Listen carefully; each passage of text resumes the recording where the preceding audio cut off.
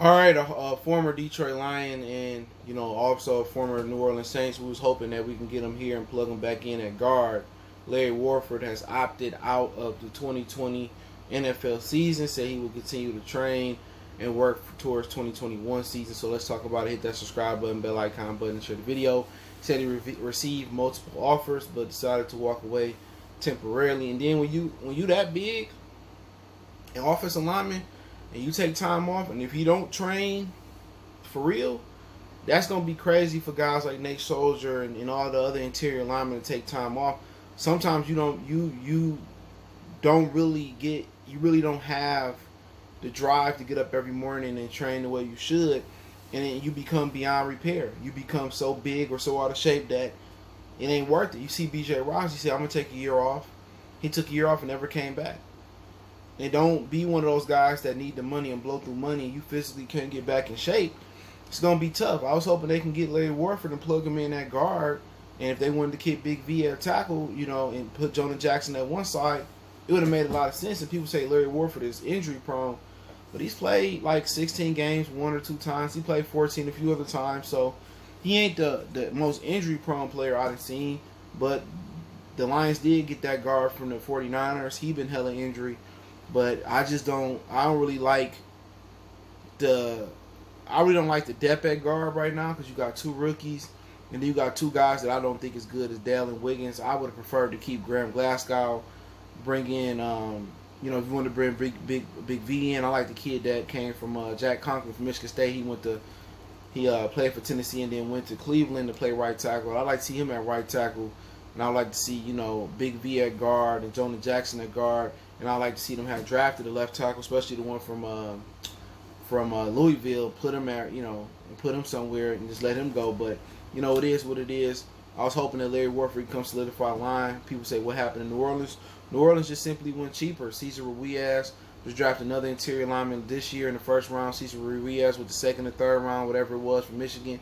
Then they drafted interior lineman last year high. So they going cheaper at the line because they have to pay the positional groups. They just paid Drew Brees. They just paid Mike Thomas, and they got to pay Alvin Kamara.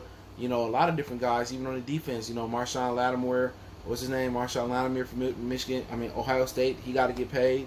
Cam Jordan just probably got paid not too long ago. So they had to go younger and cheaper in the offensive line, and that's why Larry Warford became available. And I felt that Larry Warford could have came back and helped, especially at the guard position, and solidified that with at least Jonah Jackson, Jonah Jackson, and Ragnar. That probably been one of the better interior lines that we had. Or we could have kept Graham Glasgow. He was valued in Denver. He could play guard, either guard position or center, as we know. But they chose to move on from Graham Glasgow. They went cheaper with Stenberg and Jonah Jackson and the kid from the 49ers.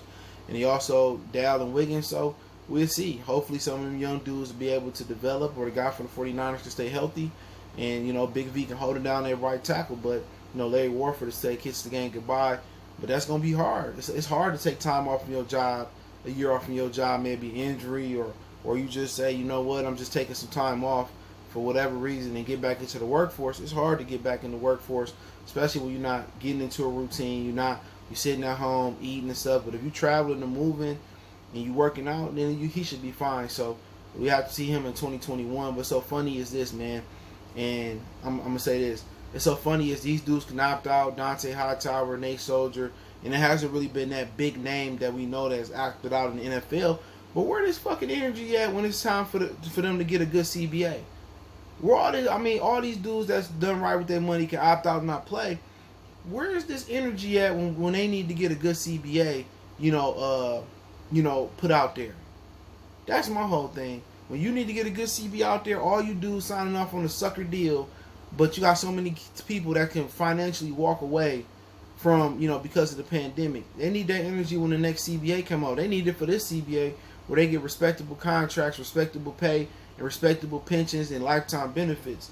So if all these dudes can opt out and do all this, we'll have a voice. Because one day you're going to become a senior in the NFL and you're going to be paying for 35, 40, 50,000 in benefits out your pocket. And the NFL can easily accommodate them dudes for benefits. So I just wanted to say that. before I got off. But let me know what you guys think about Warford kissing the game goodbye, at least for 1 year. Don't forget to check out our Detroit Talk playlist. Don't forget me on Facebook, Instagram, Twitter. All the links in the description. If you got business, question, inquiry, sponsorship, you just want to chop it up, all those links there. Twitter's the fastest way.